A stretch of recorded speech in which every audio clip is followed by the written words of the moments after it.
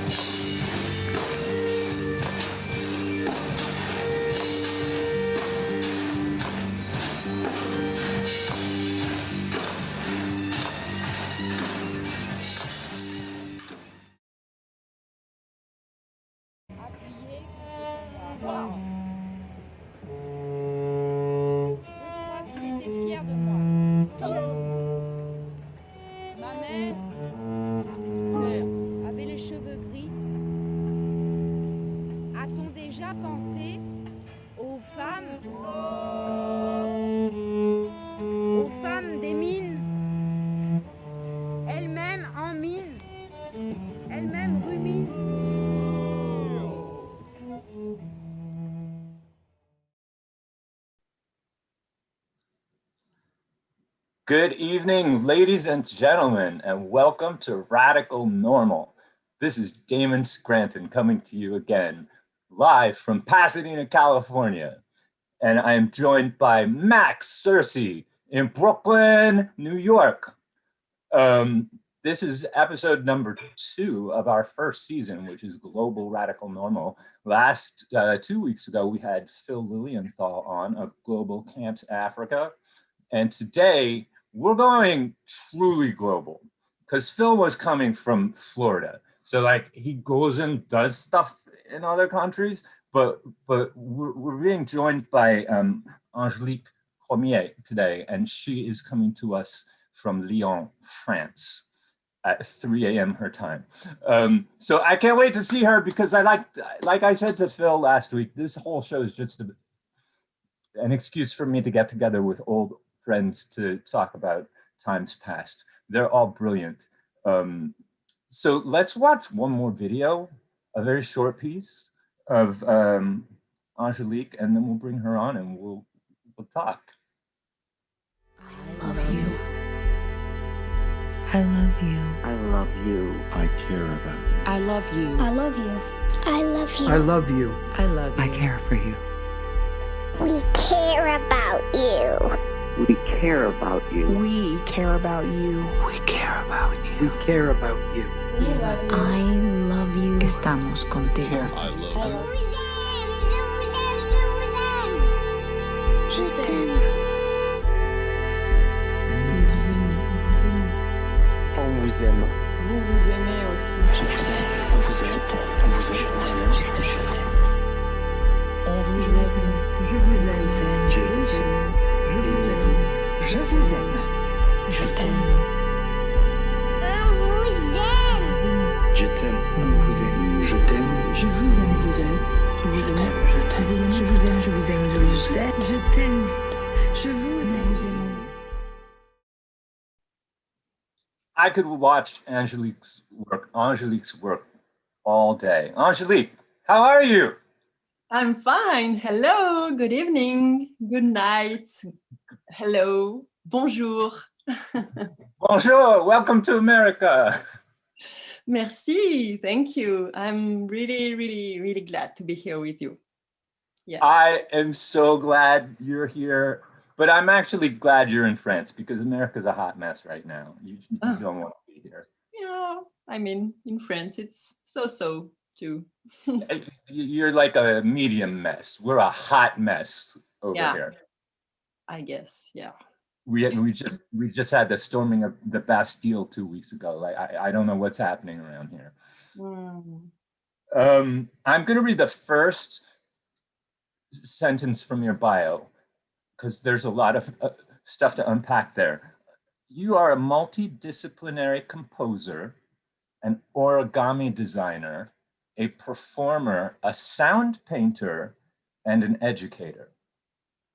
Now, educator, I get that. Performer, it's a pretty loose term.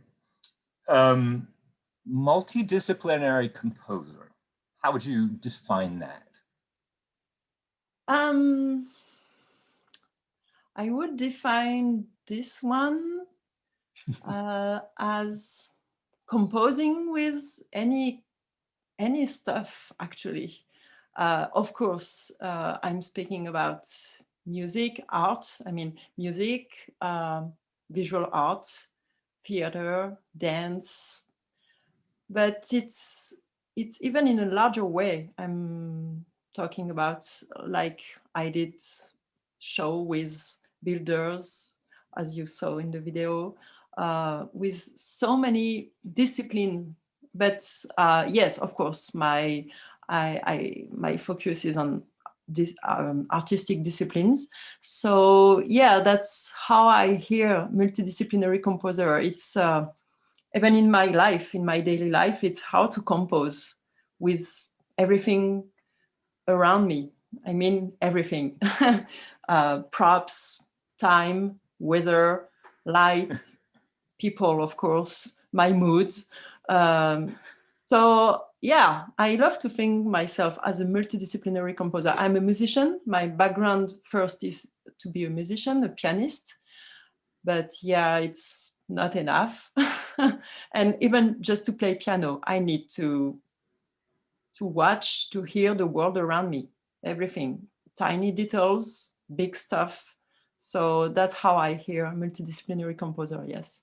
We're going to come back to this later. Very quickly, tell us sound painting. Lise has already explained it a little bit, but what is your definition of sound painting? Sound painting, the academic definition, or there is a big link with multidisciplinary composer, as I define myself, of course. Yes. So it's how to compose, how to live compose. Yeah, it's a live composing techniques for me. It's a live composing techniques with every kind of art, with all the discipline you can find to create a show, and in a universal way too. So yeah, it's not the best definition I gave, actually. It's weird. I mean, I explained that 1,000 times. Hey, I don't know how to do it in my own native tongue, so I don't know how you can explain it in English better than I can, but I think that was a good definition. And then origami designer, where did that come from? Oh, origami designer. It's that the last video we saw. I just said to you before, it was like, Angelique is coming. Yeah. Bring the folds, and then it's this beautiful flower. Yeah. It comes from a long time, actually. It starts with, animals, stuff, paper. I'm totally crazy about paper.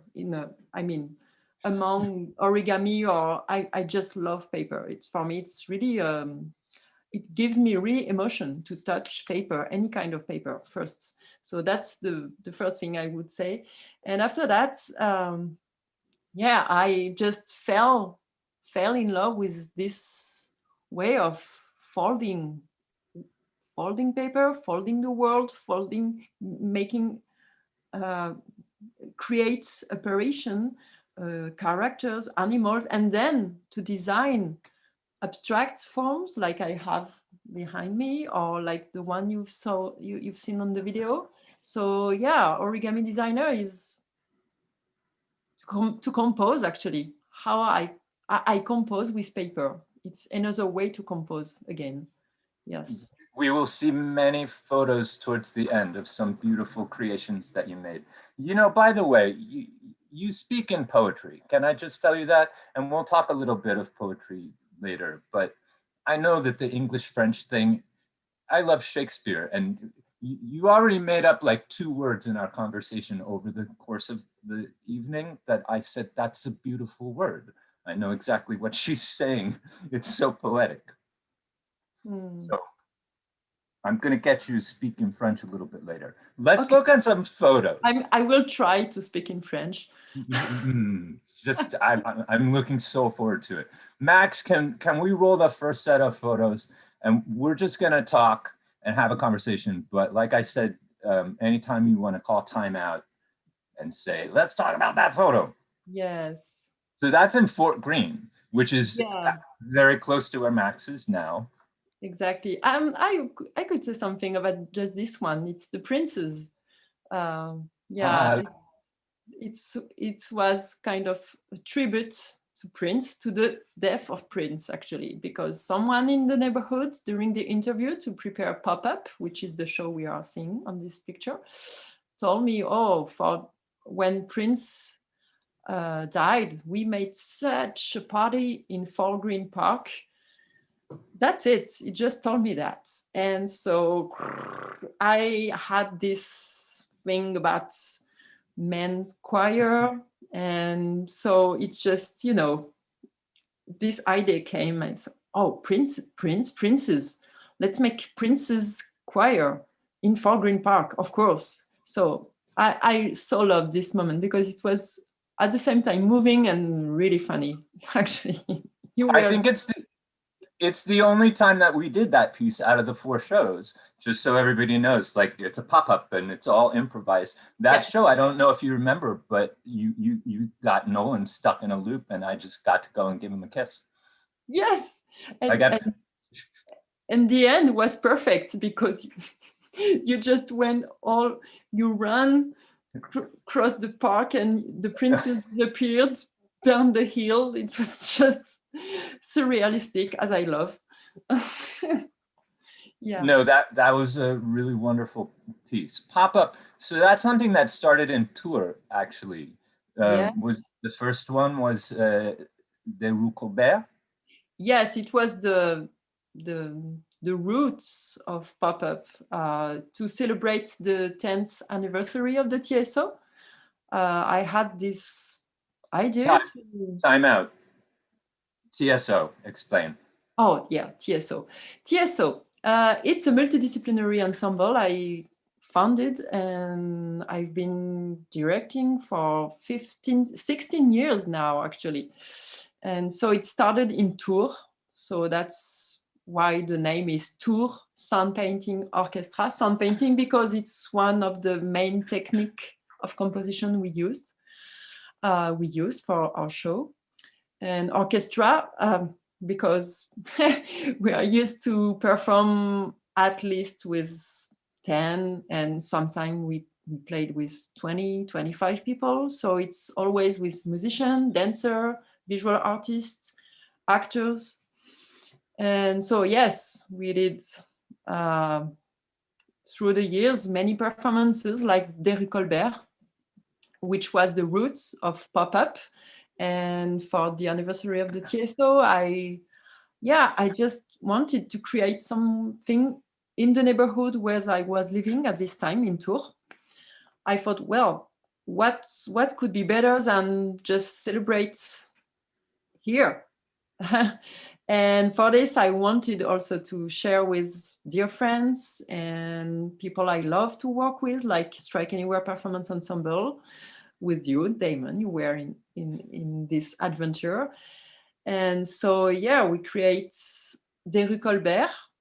And we had, I don't remember exactly, 3-4 days of performances in this typical old street in Tours, making pop-up performances. The name was not created at this time, but it was, the taste was there. And after that, we thought, wow, what happened here deserve to be developed. We have to do something more about this. I mean, to compose with the neighborhood, with people living in the neighborhood, with the stories they have to tell, and with our art. It's just obvious as a poetic and politic way of creating. I don't know if that makes sense, and I'm sorry, by the way, for my sometimes clumsy English. No, it makes perfect sense. I'm telling you, you speak poetry, you speak English better than most Americans speak English. I'm being absolutely serious. Okay, thank you. It's not just the middle school teacher in me talking, okay? Okay. My favorite memories from pop-up were getting a shave and a haircut on the street, of playing Jim Morrison in the middle of the street while cars were honking at us to get out of the way, and also having a massive gingerbread house that the children came and ate, and by the end of it, it was all over. That show was so amazing. That was a great memory, this one, the children eating the sets of the show. And yeah, the Jim Morrison was the same. It was really a small story. I mean, the man in the record store just told me, oh, I would love to see Janis Joplin and Jim Morrison coming into my shop, and just, he was selling old records. And so I thought, okay, let's do something with this. So that's how you guys found yourself in the street with Jim Morrison mask, making this weird and funny Jim Morrison choir, and that was perfect. He was just amazed. He was, wow. No, it was great. And this photo that we're looking at, tell me if I'm wrong, but I think this was during Superstorm Sandy, wasn't it? Yes. You and the TSO came to New York City, and the day after you got there, with all week of shows, started Superstorm. Storm. Yeah, exactly. We went to New York several times with the TSO. This one was the first. It was in 2012. Yeah. And yes, when we arrived in New York, just 2 days after arrived Sandy, the Frankenstorm, because it was during Halloween. So it has been called Frankenstorm. So we were just stuck, all of us, we were, housed in with our very nice and beautiful hosts, but spread out all over the city. So it was impossible it was really difficult because the metro was not working anymore. It was just, there were floods everywhere. It was crazy. And I don't know, maybe 2 days after the storm, we say, okay, let's go. We have to perform. We have to go into the streets and do something. And so we walk, some of us just walk, I don't know, 1-2 hours just to go to the meeting points we decided. Oh, you guys were staying in Queens, and it took like 4 hours for people to walk. Exactly. And finally we did it, and we found ourselves in a totally empty Manhattan. No electricity, nothing. There were just people on the streets making coffee for the other, with the, I don't know the word in English, but the machine that creates electricity when you don't have any power. Oh, a generator. Generator, yes. So it was so strange. And at the same time, we felt that we were living very special moments. I mean, Manhattan, Wall Street empty. So we have this kind of photos you've seen. It was one of these days. We just walk and perform in the streets after this, big event. It was something. I forget the name of the theater, but that theater on the Upper West Side where we did that one show and everyone again walked like 3-4 hours to get there. Yeah. That was such a special moment. Yes, that performance. Yeah. What a great memory. And thank you to Strike Anywhere Performance Ensemble too. You help us in this. No, you people out there don't understand. You came over to New York with like 25 or 26 people. Like this was a large endeavor, and then everything just got destroyed, basically. That's improv. That's the improviser in you. You're like, well, we'll go out into the subway and make art. Yeah. Even though the subway's not running, there's a tunnel that people have to walk through, so we'll go there. The sound is good. Yes, exactly. So this picture, just to say a word about this one, it's the project with a construction site. Sorry. So I had just two hours with the people working on this building site, with the builders, and I had to teach them some sun painting, actually. And so I said, okay, guys, let's take your tools. So the same, I don't know the exact word in English, but you know, the machine. Jackhammer. Yes, jackhammer, thank you. This, iron things, a thing that was doing fire. For example, there is this sign in sun painting which is called hits, and so you do just a quick sound or a movements. So he said, oh well, for this I have the perfect tool. So he came with this fire machine and he was just making fire. Phew, phew. And so in 2 hours we just create this, and we had a show that was scheduled with people from the TSO, musician, dancer, and we did it. We had, 300 people in the audience, and we made a 1 hour show making, industrial, how could I say that? I mean, music mixing, industrial noises, music and violins. I suggested that the builders would wear classical costumes, like classical musician, and we were in building site costumes. So it was really a nice meeting and nice, really, really strong memory for me. This would never happen in the United States.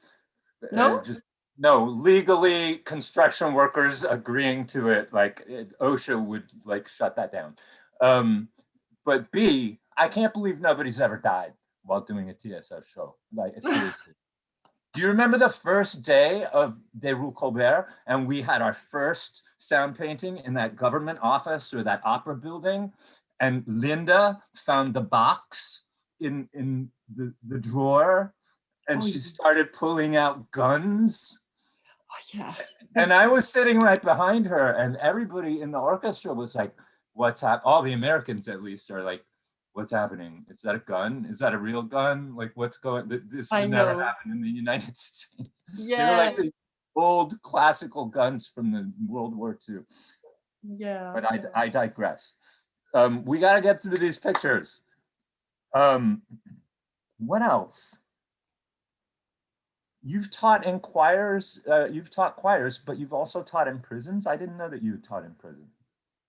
Sorry, can you repeat that? In prisons? Prisons, yeah. Yes. What is the educational work that you've done with prisons through the work? Yeah, I've done a project in a prison in the north of France, in Dunkerque, actually. You must know this name, Dunkerque, because there is also a movie of Christopher Nolan who's talking about this. Dunkirk, yeah. Dunkirk, yes. So it was there, and it was a project. It was a only men prison. And it was with, I did it with Gregory Mariscal, which is a dear friend and a colleague also for ever. And so we made the projects mixing writing. So they wrote phrases, thoughts. I did also some workshop with them with sound painting, to, you know, to let the voices free themselves. And so we recorded the voices, we made pieces, and we made an audio piece. The idea was to create an audio postcard. So we have recorded the voices, the writings, they recorded the phrases they have written. We have recorded also sounds, noises from the prison. And we created this beautiful piece. Sadly, we cannot share it in public because it's very complicated, but we did have really incredible moment. And I have just one quick story I could tell. We played also, we performed with a small group of the TSO there in the prison. We have 40 men, I guess, yeah. And we played for, I don't know, 40 minutes. And at the end of this, we still had 1 hour to share with them, something like that, you know. And one of the, I said, well, I don't know, do you want to I was totally improvising, actually. It was really, it's really, you know, it's not a context you're used to. It's really, you have to feel what's happening. And no, actually, almost no one was speaking French. It was all people coming from abroad. And I said, yeah, do we have time to do that? And one said, you know, we have all the time in the world. And so I say, yes, so let's share it. And so I teach them some sound painting. One of them just conducts the TSO. It was so strong, so strong. Yeah. I taught at Rikers Island in New York with Irondale Ensemble Project at one point, and a dear friend of mine, Adrian Alarcon from Metepec in Mexico City, he taught at a prison through Foro Shakespeare for a long time, and some of the stories I hear and experienced myself were very gratifying, but very difficult. It can be emotionally. It is difficult. It is. For me, it was really a challenge, actually. And plus, I really hate to be locked. So it was really a challenge. And yeah, the first time I found myself alone with men locked in the prison. And, you know, the captain of the prison was someone such a human being. I had very beautiful conversation with him before doing the workshop. And I told him, well, I'm not so comfortable. I mean, it's impressive and I feel very emotional.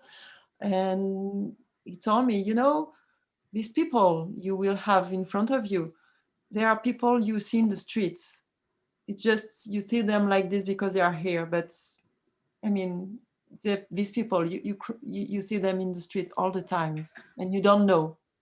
So, you know, it was really beautiful, really beautiful. It's really changed my perspective on many things. Well, we won't dwell on it because we have another video and some more photos to look at, but also as a part of pop-up in Des Rues Colbert, the what was it called? The shelter, Smile. Do you remember the name of that place?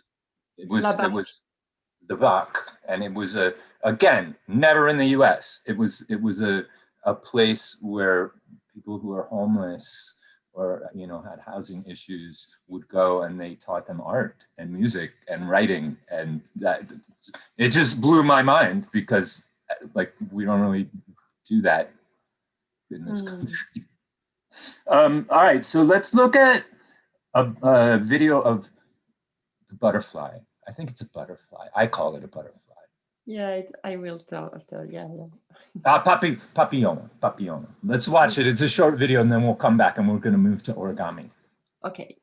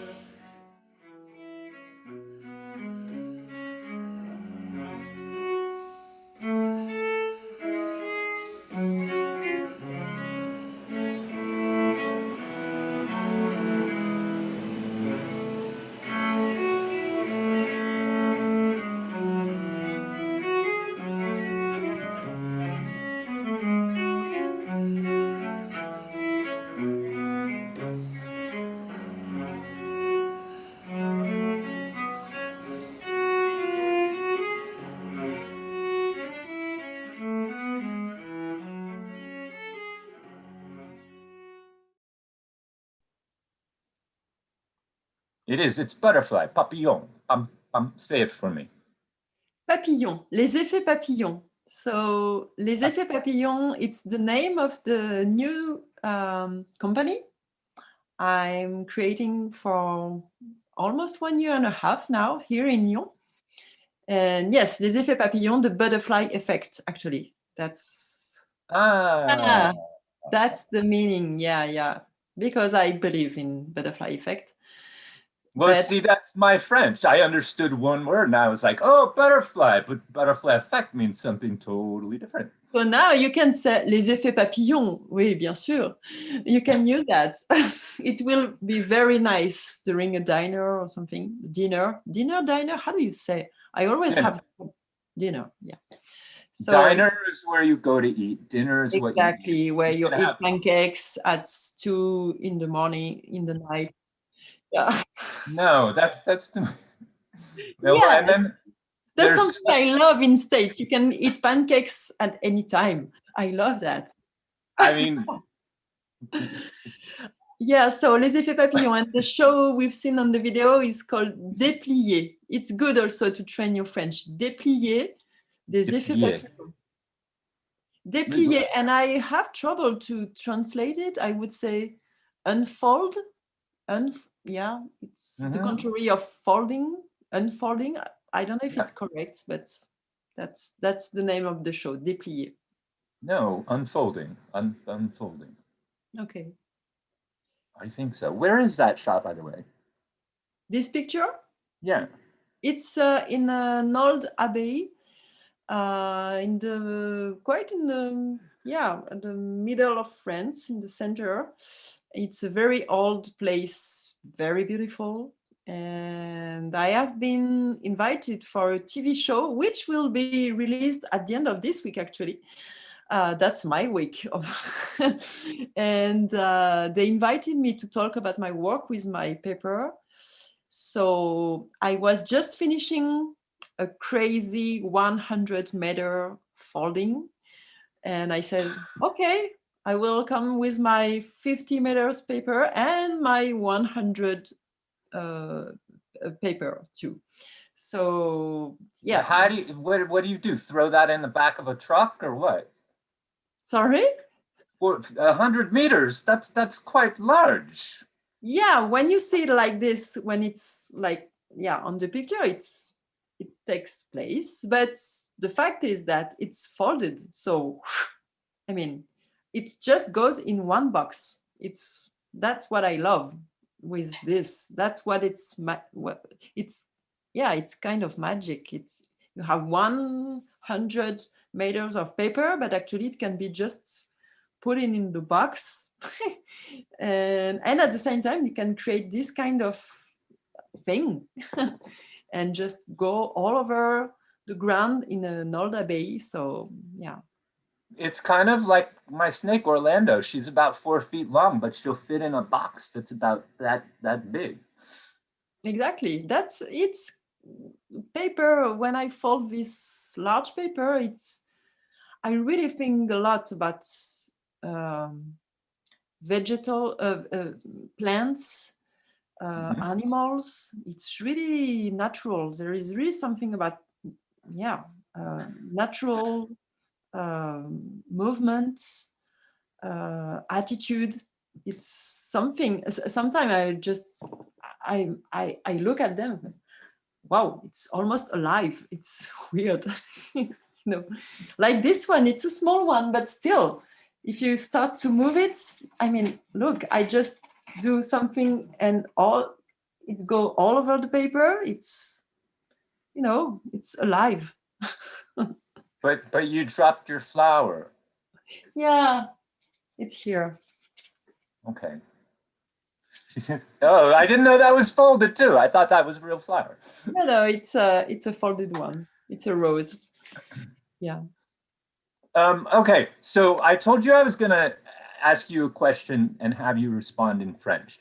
And I think it's appropriate when we see some of these photos that we're looking at now, because one of the things that you said, I guess you and Lise both said it at some point when we were working on Des Rues Colbert, is the use of the word quotidien, which is a very specifically French word. And I still don't know exactly what it translates to in English other than like ordinary minute-to-minute life. I would like you, and you can go on for like 2 minutes if you want, to, in French, tell me, and I don't speak French, so tell me why poetry to you is so vital in the quotidian space. En français. Très bien. Ouais. C'est très rigolo que tu me demandes ça maintenant parce que je lis notamment un auteur, un penseur français qui s'appelle Edgar Morin, qui parle de ça énormément, qui parle il parle de l'hyperprose et de l'hyperpoésie. Et il parle de la nécessité de répondre à l'hyperprose par l'hyperpoésie. Not easy to understand, right? I will try to translate after.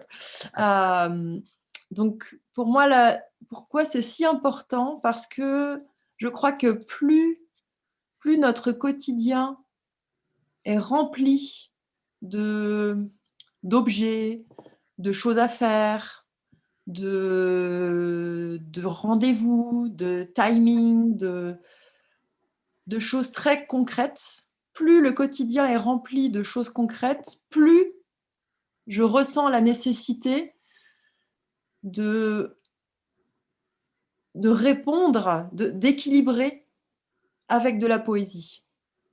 pour moi, c'est un équilibre qui est de plus en plus d'ailleurs essentiel et encore plus en ce moment où où le quotidien est assez âpre par moment parce qu'il y a des restrictions, des interrogations qui peuvent être lourdes, voire très lourdes.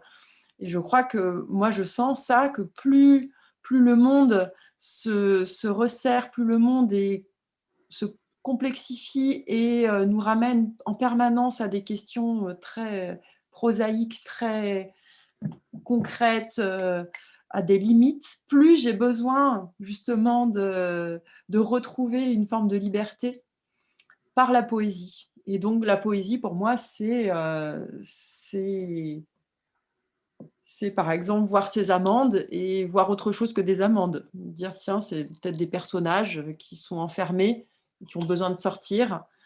Et voilà, enfin bon, là, je donne un exemple comme ça, mais ça va être aussi effectivement plier un papillon parce que voilà, pour moi, ça va être une apparition poétique dans mes listes de choses à faire.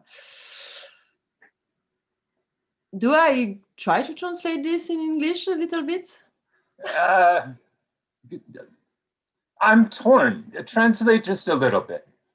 Because I don't speak French. Like a lot of people out there, I think they speak French and it's great. And I just love listening to you talking it. I get 25% of the words and I kind of... I will try a short version and maybe it will help me also with some words I don't know, maybe in English. I was saying just right at the beginning, it's funny you asking me this right now because it's part of my way of living for a long time now, but right now I'm really deep into this question about poetry in the quotidien, in the daily life. And I was speaking about someone, a writer and philosopher, which is called Edgar Morin, a French man. He's 100 years old this year, actually. And in one of his books, he talks about the hyper poetry. Does it make sense? Hyper? The wonder poetry in response to the wonder high concrete things. Like, it's not a good translation. I'm sorry, everybody. The world is getting, the more the world is getting, about things, time, things to do, props, blah, blah, blah, the more there is the need to balance with poetry. And that's how I feel. And that's how I feel more and more, actually. And some people told me sometime, whoa, how do you do that every day? How do you find the energy to create every day? And life is so hard right now. And actually, for me, it's the contrary. The more life is tough, like now with all the COVID things and all blah, blah, blah, blah, blah, the more I need to bring poetry in my life. It's just, for me, it's a necessary balance. And for me, it's really something important among myself, and it's politic for me, actually. It's really something politic because it's really there is a lack of poetry. I feel that. And poetry I was showing my box with my almond and I was saying it's a way to see things differently. Maybe it's almonds, but it can be also, I don't know, tiny character that just want to get out of the box, and I can create a story with that. And at one moment, my very daily life things become a story and funny stuff. It's just an example now on my desk, but it's just a way to open eyes, ears, everything actually, and to say, okay, this is my world. I can watch it in a way that it is exhausting. And I can also, at the same time, you can have the two at the same time, you can also watch it and find the tiny details, the way to look at it, so it become, oh wow, there is a story here. Oh look, there is a butterfly actually, and it helps. And it helps also to create connection with people. I found it's really something important, fundamental for me. Well, I don't want to step on that because that was once again very poetic and beautiful. Beautiful. I love this photo of the trees. It's so different than all of the folded work. They're just these miniature beauties Yeah. that are there overlooking the city, and I think it's an apt metaphor for exactly what you're saying.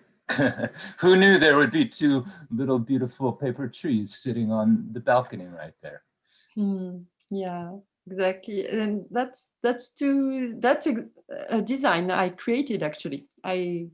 That's trees I just, watching the trees around me, and then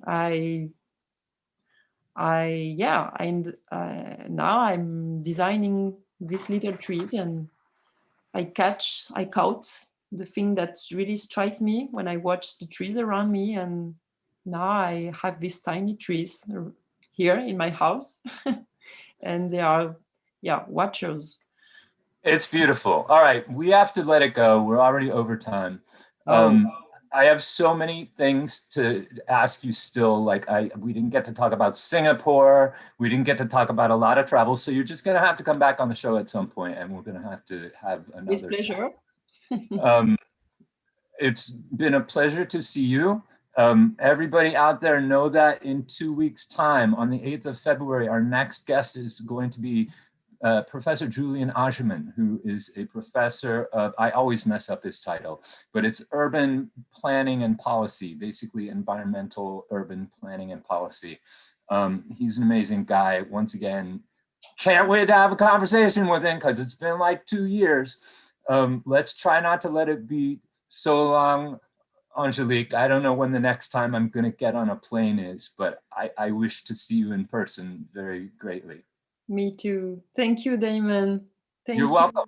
So we have one last video, and we're going to set everybody off on that. Check us out in 2 weeks, same bat time, same bat channel. I probably shouldn't say that or we're going to get sued. And thank you. Thank you, Damon. Thank you, Max. And bye-bye, everybody. Bonsoir. Bonne journée, bonne soirée. Ciao.